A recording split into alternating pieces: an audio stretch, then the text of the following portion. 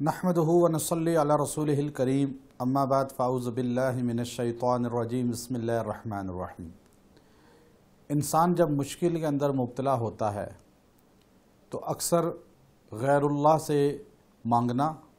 غیر اللہ کی پکار ندا اس میں مبتلا ہو جاتا ہے اور غیر شرعی رسومات کے اندر مبتلا ہو جاتا ہے اور دین سے بیزار، بد عقیدہ اور بے دین لوگوں کی صحبت میں چلا جاتا ہے، اور انسان یہ سمجھتا ہے کہ میری مشکلات، میری پریشانیاں ان دروں سے، ان لوگوں سے حل ہو جائیں گی۔ حالانکہ قرآن حکیم کو اللہ نے شفا بنایا، قرآن حکیم کی ہر آیت کو اللہ نے شفا بنایا۔ اگر انسان قرآن حکیم کی ہر آیت میں غور کرے تو اپنی تمام مشکلات کا حل قرآن پاک کے اندر پائے گا۔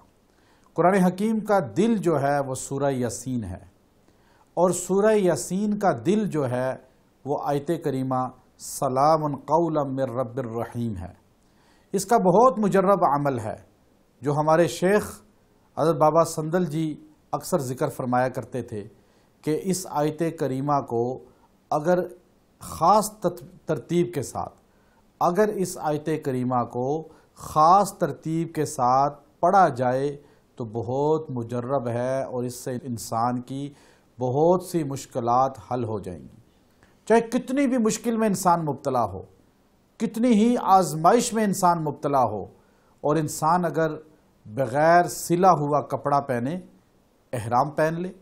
بغیر سلا ہوا کپڑا پہن کر سورہ یاسین کو تلاوت کرے، سورہ یاسین کو پڑھتے پڑھتے جب اس آیت کریمہ پر پہنچے تو اس آیت کریمہ کو 313 بار تلاوت کرے، اور پھر سورہ یاسین کو مکمل کر دے، اور سورہ یاسین کے اول آخر 11 بار درود ابراہیمی بھی پڑھ لے، اور سورہ مکمل کرنے کے بعد انہماک کے ساتھ دعا کرے۔ انشاءاللہ ہر مشکل حل ہو جائے گی،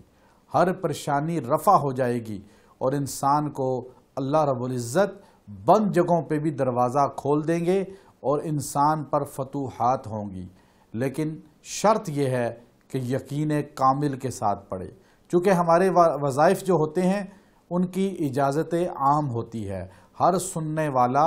آگے بتلا بھی سکتا ہے، آگے دے بھی سکتا ہے، تاکہ مخلوق خدا کو جتنا فائدہ ہوگا اتنا ہمارے لیے صدقہ جاریہ بنے گا۔ وآخر دعوانا ان الحمدللہ رب العالمین۔ ویڈیو کے نیچے سبسکرائب کے بٹن پہ کلک کریں، بیل کے آئیکن پہ کلک کیجئے تاکہ ہر نئی ویڈیو کی نوٹیفیکیشن آپ کو مل جائے۔